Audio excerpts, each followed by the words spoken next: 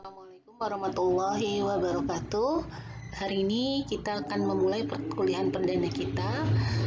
Tentunya kita akan memulai semester baru, pertemuan pertama di mata kuliah matematika. Untuk bahasan pertama ini kita akan membahas tentang himpunan, dan ini mungkin bukan materi yang aneh gitu, karena kalian juga belajar tentang himpunan mulai dari SMP mungkin ya sampai dengan SMA. Ketika ketemu dengan matematika, tentu kalian belajar tentang himpunan. Nah, sebelum kita memulai, seperti biasa kita baca dulu basmalah supaya apa? Supaya pertemuan kita mendapatkan keberkahan dan menjadi amal ibadah buat kita semua. Kita buka dengan membaca basmalah. Bismillahirrahmanirrahim.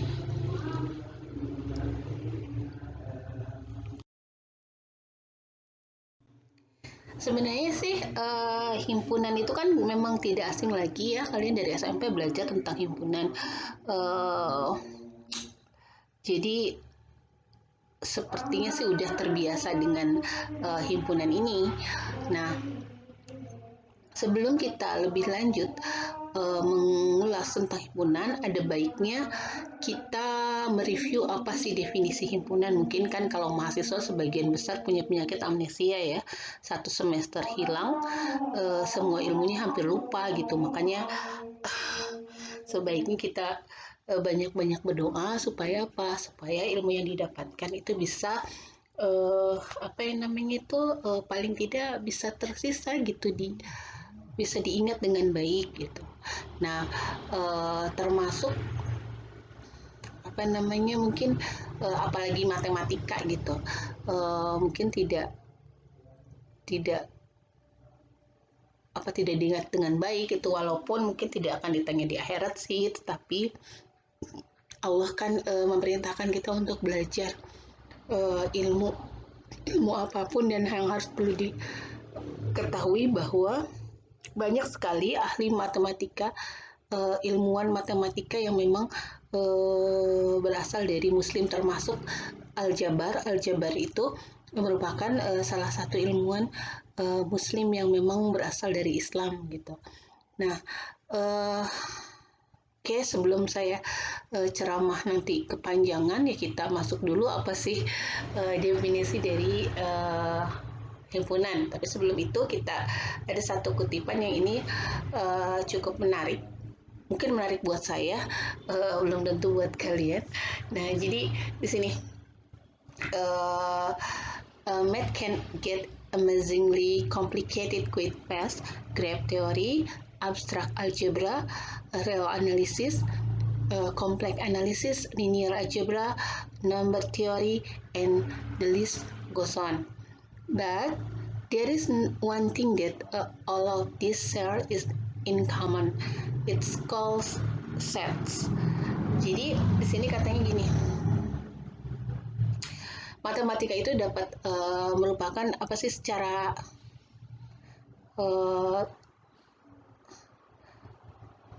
apa sih dia tuh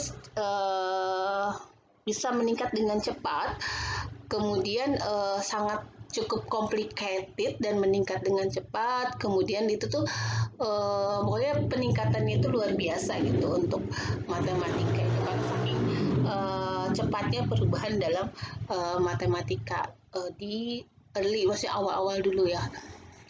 Kalau sekarang sih masih juga peningkatannya cukup banyak, tetapi biasanya dasarnya memang di teori-teori dasar matematika itu sendiri, cuman pengembangannya memang sangat-sangat luar biasa, dan mungkin ya pastinya semakin kesini semakin complicated gitu ya. Di antaranya adalah apa? Ada teori tentang grafik, ada algebra, ada analisis real, ada analisis kompleks, ada algebra linear, ada teori tentang angka, dan lain-lain gitu. Tetapi ada satu hal, persamaan dari semua yang dipelajari dalam matematika adalah himpunan. Jadi Jadi, dalam matematika itu kesamaan yang paling basic dasarnya itu adalah himpunan. Sehingga kenapa kita akhirnya mempelajari himpunan sebagai dasar dari matematika, di mana kenapa sih kita kan di ekonomi, kenapa masih belajar matematika wae gitu kan, udah dari SD, SMP, SMA kayak gitu juga gitu. Ya karena memang dalam ilmu ekonomi pun kita butuh matematika sebagai alat pendukung. Nah, sebagai alat pendukung. Dan untuk sampai ke sana, tentunya kita juga harus mempelajari dasarnya sendiri, yaitu yang namanya himpunan.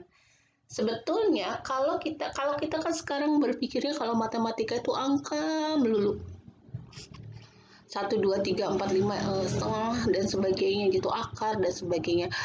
Sebetulnya di awal-awal matematika itu dimulai tanpa angka gitu. Jadi ketika ada matematika di awal penemuan matematika, justru matematika itu tanpa angka gitu. Jadi nggak ada angkanya sama sekali. Angka itu ditemukan kemudian gitu. Eh, Setelah apa sih nama basic matematikanya ada, baru ditemukan angka. Nah, dari sini orang mulai berpikir untuk mengelompokkan atau mengkategorikan benda-benda. Pada awalnya sih orang tuh cuma mengelompokkan benda-benda, ini kok mirip ya, kok bentuknya sama-sama kotak ya gitu. Kemudian kok yang ini panjang ya, misalkan ketika dia melihat batu-batuan misalkan yang bulat-bulat, batunya yang agak bulat, dia melihat kok ini bentuknya mirip ya, bulat-bulat gitu. Atau misalnya lihat binatang sapi gitu, kakinya 4, kemudian kuda kakinya 4, kok ini semuanya mirip-mirip ya, makanya dikelompokkan tuh, ada yang binatang berkaki 4, kemudian ada benda-benda yang bentuknya segi 4 dan sebagainya. Awalnya dari sana. Kemudian benda-benda itu yang dalam satu kelompok mulai dikenal dengan disebut dengan namanya set atau himpunan. Nah, karena di sini George Cantor yang memperkenalkan himpunan, maka dia dikenal sebagai bapak teori himpunan. Even meskipun demikian, sebenarnya himpunan ini awalnya karena dia awalnya sih bukan George Cantor, tapi karena dia dianggap sebagai yang mempopulerkannya, ya maka dia dianggap sebagai. Nah, lantas apa sih himpunan itu? Secara sederhana, himpunan itu adalah kumpulan benda-benda. Jadi, kumpulan benda-benda yang punya syarat tertentu dan jelas gitu. Ya kayak tadi gitu, asalnya dari pengelompokan tadi gitu. Kemudian dalam satu kelompoknya dia punya syarat untuk masuk dalam kelompok tersebut. Nah, syaratnya itu harus ada tertentu dan jelas sehingga kita bisa membedakan bahwa misalkan benda A masuk enggak ke kelompok benda tersebut gitu. Kalau dia tidak memenuhi persyaratan dalam kelompok tersebut, maka dia bukan bagian dari kelompok tersebut gitu. Nah, objeknya bisa apa aja? Bisa bilangan, bisa manusia, bisa hewan, tumbuhan, negara, dan sebagainya. Nah, objek ini selanjutnya dinamakan anggota atau elemen dari himpunan tersebut. Syarat tertentu dan jelas ini menentukan anggota suatu himpunan sangat penting, karena untuk membedakan mana yang menjadi anggota tadi yang seperti saya sampaikan ya, syarat tertentu dan jelas itu sangat penting karena dia bisa harus membedakan mana yang kelompok itu ataupun yang bukan dari anggota himpunan. Nah, inilah kalau misalnya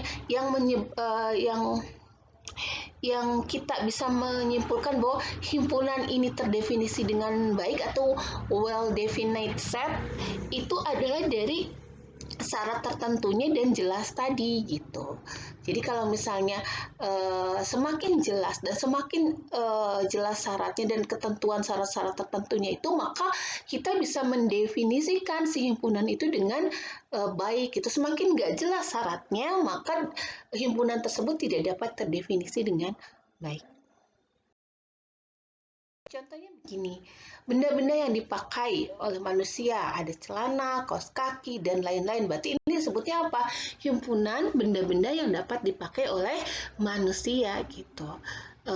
Lantas kalau kita sebut meja, Meja benar benda yang dipakai, tapi apakah meja itu uh, dipakai oleh manusia dalam konteks digunakan dibawa oleh manusia gitu? Maka kalau misalnya itu tidak dipakai itu maksudnya dikenakan oleh manusia.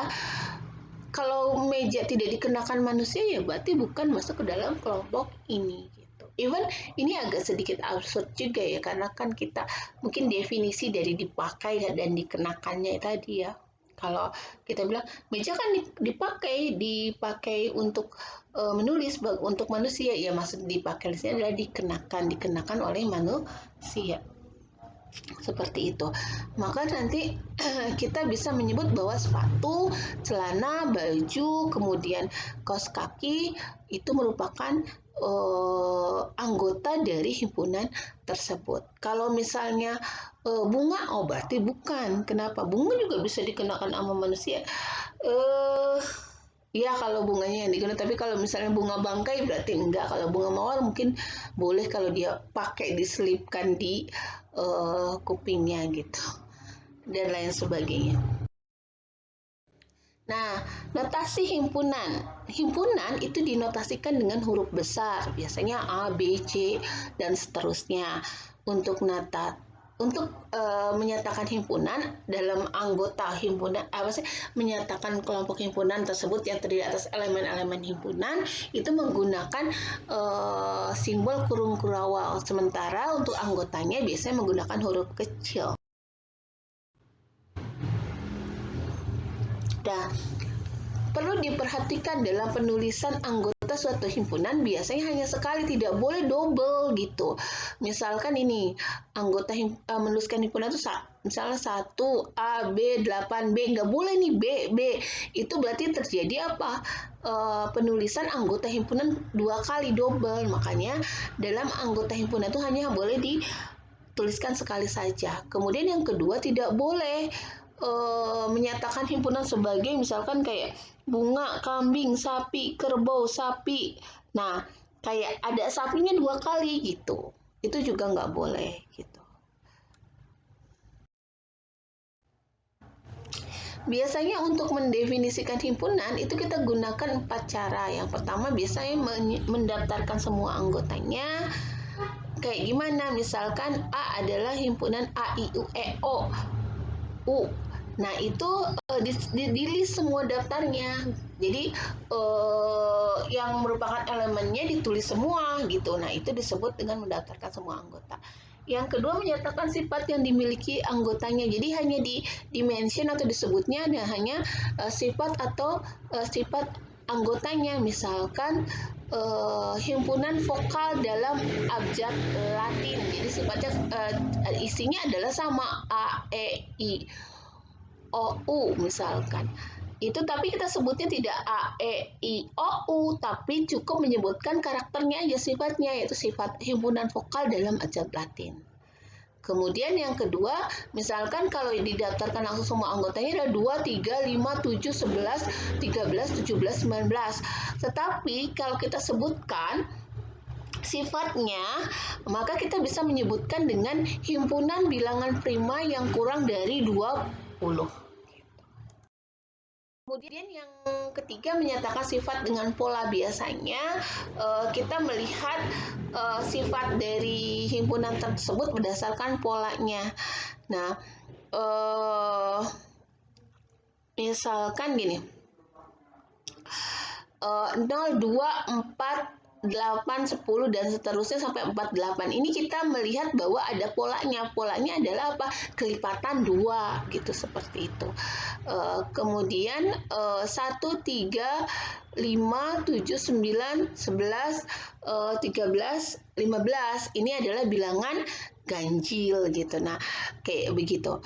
Karakter atau sifat polanya adalah bilangan ganjil. Tapi ada kasus tertentu yang ini juga tidak terdefinisi dengan baik. Misalkan kita menyebutkan 2, 3, 5, 7, titik-titik, 19. Ini kenapa titik-titik di dalamnya kita sebutkan tidak terdefinisi dengan baik?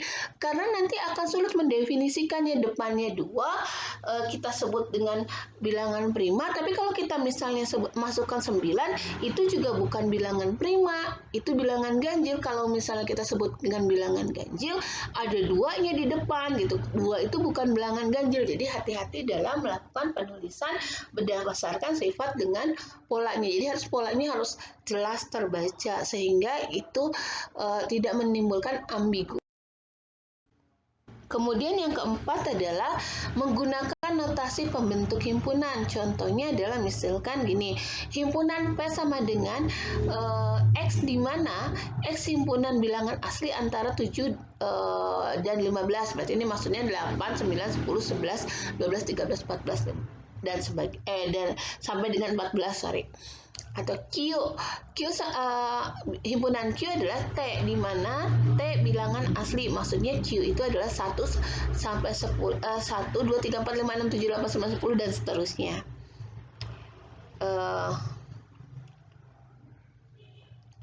Kemudian R, misalkan RS, di mana S kuadrat dikurangi 1 sama dengan 0. Nah, ini merupakan di mana, dan S-nya merupakan bilangan real. Maksudnya adalah R sama dengan minus 1 dan 1. Kemudian kita masuk ke jenis-jenis himpunan. Jenis himpunan yang pertama ada himpunan semesta. Himpunan semesta adalah himpunan yang anggotanya semua objek pembicaraan. Biasanya lambangnya adalah S atau U. S itu untuk bahasa Indonesia, kita sebutnya semesta, jadi notasinya S besar. Sementara kalau kita pakai U atau U tadi itu adalah bahasa Inggrisnya, kita biasanya sebut universal. Universe. Jadi semesta itu ya sama dengan itu. Boleh nggak pakai S atau U? Boleh aja, terserah. Nggak apa-apa, boleh S, boleh U. Kemudian himpunan kosong. Himpunan kosong adalah himpunannya tidak punya anggota. Biasanya lambangnya 0 dicoret atau tanda kurung kurawal kosong isinya gitu. Nah, contohnya apa? Misalkan X, di mana X kuadrat lebih kecil dari 0. Nggak ada, karena X kuadrat itu pasti lebih besar dari 0. Karena semua yang dikuadratkan itu pasti positif, nggak ada yang negatif. Sehingga bilangan ini adalah bilangan himpunan kosong gitu, nggak ada anggotanya. Himpunan terhingga ini adalah himpunan yang banyak anggotanya terhingga. Contohnya 1, 2, 3. Jadi ada batasnya gitu. Ada 3 anggota di sana gitu. Sementara himpunan tak terhingga ini yang banyak anggotanya tak terhingga. Kita nggak tahu berapa banyak anggotanya. Misalkan A sama dengan 1, 2, 3 dan seterusnya. Nah, dan seterusnya ini tidak bisa kita gambarkan berapa banyak. Kemudian himpunan bagian. Ini sebenarnya notasinya bukan C ya, tapi notasinya agak melengkung gitu. Notasinya kayak begini nih, saya tuliskan ya. Sini ini bukan C sebenarnya.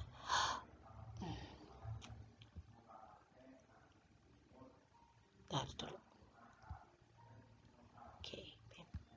Nah, jadi ini tuh notasinya bukan C, tapi begini. Nah, begitu. Jadi misalkan A merupakan himpunan bagian dari B. Oke, nah begitu. Ini maksudnya apa? Jika setiap anggota A merupakan anggota B, maka dikatakan A merupakan himpunan bagian B atau disebut dengan subset. Jadi dan B atau dikatakan B memuat A dan dilambangkan dengan A merupakan himpunan bagian dari B. Maksudnya adalah, jadi kalau misalnya contohnya begini, B adalah mahasiswa Universitas Juanda, A mahasiswa Fakultas Ekonomi Islam. Sehingga apa? Mahasiswa Fakultas Ekonomi Islam merupakan himpunan bagian dari mahasiswa Universitas Juanda. Nah, kalau kita gambarkan ke dalam diagram pen, nanti diagram pennya terakhir malah ini, maaf ya nanti. Jadi gambarin kayak gini. Ini lingkaran, kemudian ada lingkaran satu lagi. Nah, ini adalah himpunan B yang tadi mahasiswa Universitas Juanda. Ini adalah himpunan A. Artinya apa? Fakultas Ekonomi ini mahasiswa FEI.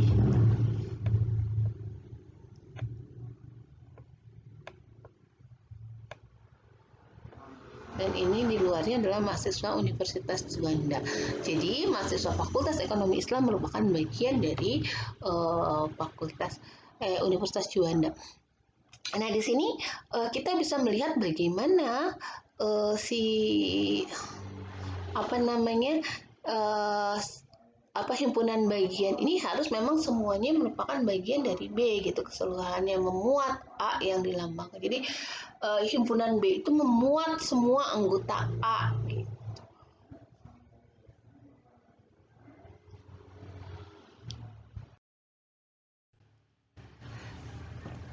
Nah, kalau misalkan ada anggota A yang bukan merupakan anggota B, maka A bukan himpunan bagian dari B.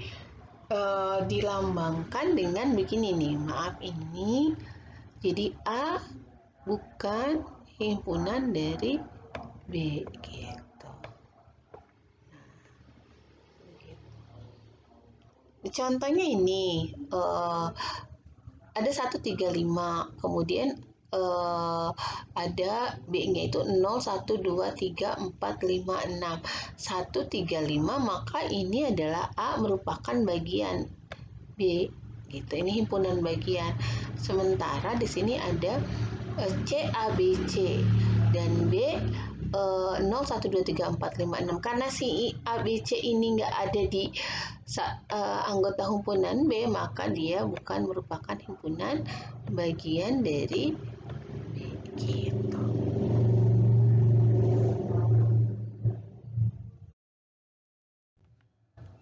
Kemudian ada gabungan, union. Gabungan itu ditulisnya sebenarnya begini, bukan kotak kayak itu. Jadi A gabungan B. Nah, begini. A gabungan himpunan B. Nah, gabungan himpunan ditulis tadi dengan union adalah suatu himpunan yang anggotanya berada di A atau berada di B. Jadi nanti kita gabungkan gitu. Kalau gabungan itu hanya menggabungkan antara dua menggabungkan antara himpunan A dengan himpunan B menjadi satu himpunan. Misalkan di sini contohnya adalah anggota A, B, C, 1, 2, B-nya C, D, E, F. Itu kan ada yang sama C-nya. Kemudian kalau A gabungan B, himpunan A gabungan himpunan B menjadi A, B, C, D, E, F 1, 2. Jadi semuanya dalam satu himpunan. Kemudian ada lagi irisan atau intersection. Nah, irisan itu notasinya seperti ini. Nah, kayak U kebalik, itu irisan, intersection. Ini adalah kalau anggotanya itu ada di A juga ada di B, tapi tidak semua anggota A ada di B atau tidak semua anggota B ada di A. Tetapi kalau misalnya himpunan bagian itu irisan itu kalau ada anggota yang dia ada di himpunan A, ada juga di himpunan B. Jadi satu anggota itu atau elemen himpunan itu ada di dua himpunan. Contohnya di sini misalkan ABC 1, 2 dan BC, D, E, F, maka A irisan B-nya adalah himpunan C. Kemudian ini 1, 2, 3 D, E, F, maka ini tidak beririsan gitu masing-masing.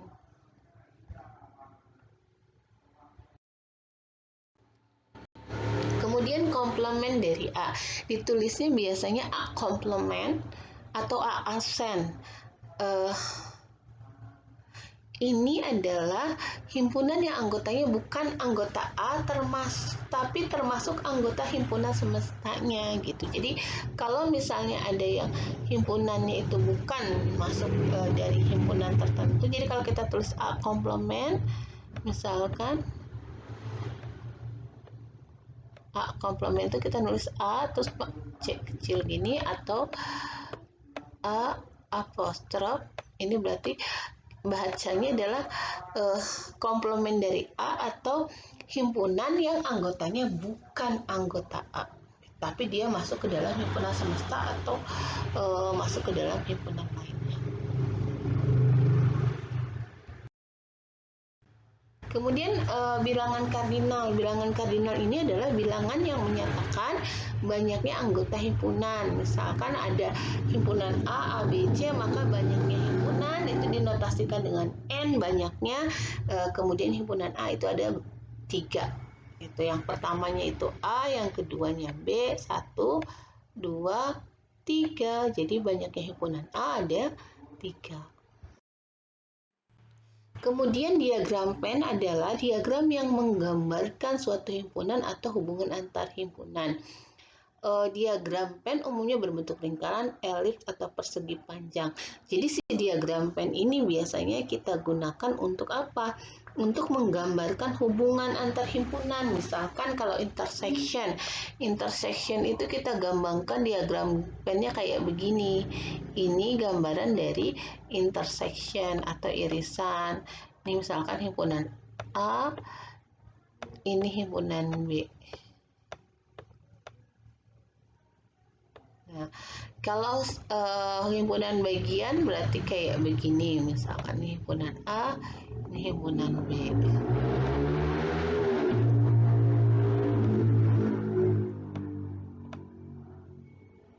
Kalau yang saling lepas ya begini aja, ini himpunan A,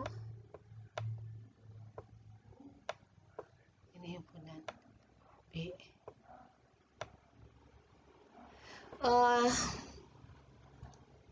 Nanti kita akan pelajari lagi lebih detail untuk di contoh-contoh, soalnya nanti yang akan saya langsung sampaikan pas Zoom ya,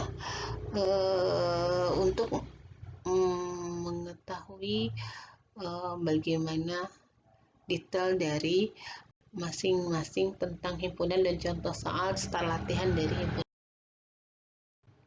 Itu saja yang bisa Ibu sampaikan untuk materi dasar pertemuan pertama ini. Untuk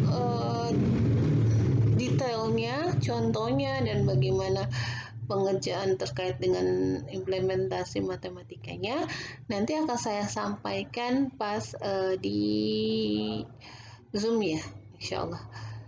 Itu saja, kita akhiri dengan bacaan dalam Alhamdulillahirrahmanirrahim. Assalamualaikum warahmatullahi wabarakatuh. Terima kasih banyak. Thank you. Hatur nuhun.